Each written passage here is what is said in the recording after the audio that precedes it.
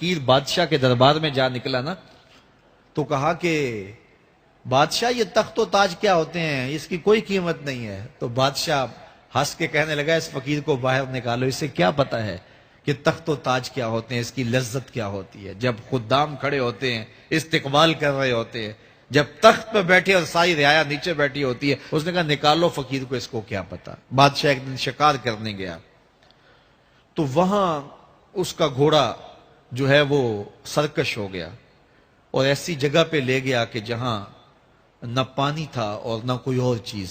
بادشاہ وہاں ہانپ رہا ہے کہ وہی فقیر مشکیزہ ڈالے ہوئے گزرا اور آواز دے رہا ہے پانی لے لو، پانی لے لو۔ بادشاہ کی تو موت واقع ہونے والی تھی، آخری ہچکیاں تھی، تو اس نے آواز دی پانی۔ تو اس فقیر نے کہا کہ ہاں تمہارے پاس ہے کوئی قیمت پانی دینے کی؟ اس نے کہا میں بادشاہ ہوں اس ملک کا۔ اس نے کہا ہوتے ہوگے، مجھے غرض نہیں ہے، میں تو بیچتا ہوں پانی۔ اس نے کہا بابا میں بادشاہ ہوں، جو مانگو گے میں دوں گا، مجھے پانی دو، میں مر رہا ہوں۔ اس فقیر نے کہا آدھی حکومت لگے گی۔ اس نے کہا آدھی لے لینا، مجھے پانی تو دو، کیونکہ مر گیا تو ساری جائے گی۔ اس نے پانی کا گھونٹ دیا، پیاس کی شدت تھی، جب پانی کا کٹورا اس نے منہ سے لگایا تو پانی حلق میں اٹک گیا۔ اب پھر دوبارہ مصیبت بن گئی تو اس فقیر نے کہا کہ میں حکیم بھی ہوں، اگر کہو تو تمہارا علاج کر دوں۔ اس نے کہا ضرور کرو، لیکن اس نے کہا میں یوں ہی نہیں کروں گا، آدھی باقی حکومت بھی لگے گی، وہ بھی لکھ دو۔ اس نے چمڑے کے اوپر لکھوا لیا، ساری حکومت لکھوا لی اور اس نے اس کا علاج کیا فوری۔ جو اس کے پاس ٹوٹکا ٹونا تھا تو اس کا پانی حلق سے نیچے اتر گیا۔ بادشاہ گھوڑے پہ بیٹھا واپس آیا، وقت گزر گیا، عرصہ بیت گیا۔ بادشاہ پھر تخت پہ بیٹھا تھا، وہی فقیر بھیس بدل کے دوبارہ آ گیا۔ پھر اس نے نصیحت کی کہ آخرت کو یاد کرو، یہ دنیا کچھ نہیں ہے، 4 دن کی کہانی ہے۔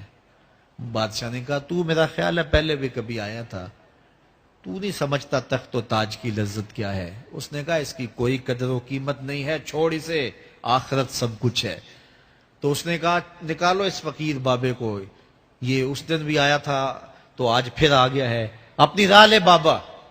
اس فقیر نے اپنے تھیلے سے وہ چمڑے کی دستاویز نکالی جس کے اوپر اس نے ساری حکومت لکھ کے دی تھی۔ اس نے کہا بادشاہ یہ ہے تیری حکومت کی قیمت، صرف 2 گھونٹ پانی، جس پر تو نازاں ہے، جس پر تجھے فخر ہے، تو قبل اس سے سورج مغرب سے طلوع ہو جائے، توبہ کا دروازہ بند ہو جائے، سانسیں اٹک کے حلق تک آ جائیں اور ہماری زندگی کا دفتر سمیٹ دیا جائے، اور پھر پچھتائیں ہائے جو چند لمحے ضائع کیے، ہائے جو زندگی برباد کی وہ کیوں برباد کی۔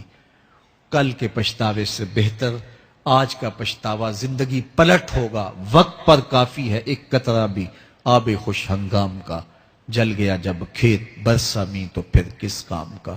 آئیے میں اور آپ اپنی زندگی کو مالک کی چوکھٹ پہ، مالک کی دہلیز پہ لے جائیں، اس کے حضور سچی توبہ کریں، رجوع لائیں، اپنے گناہوں سے معافی مانگیں، وہ کریم ایک آنسو سے سارے گناہ معاف کر دے گا۔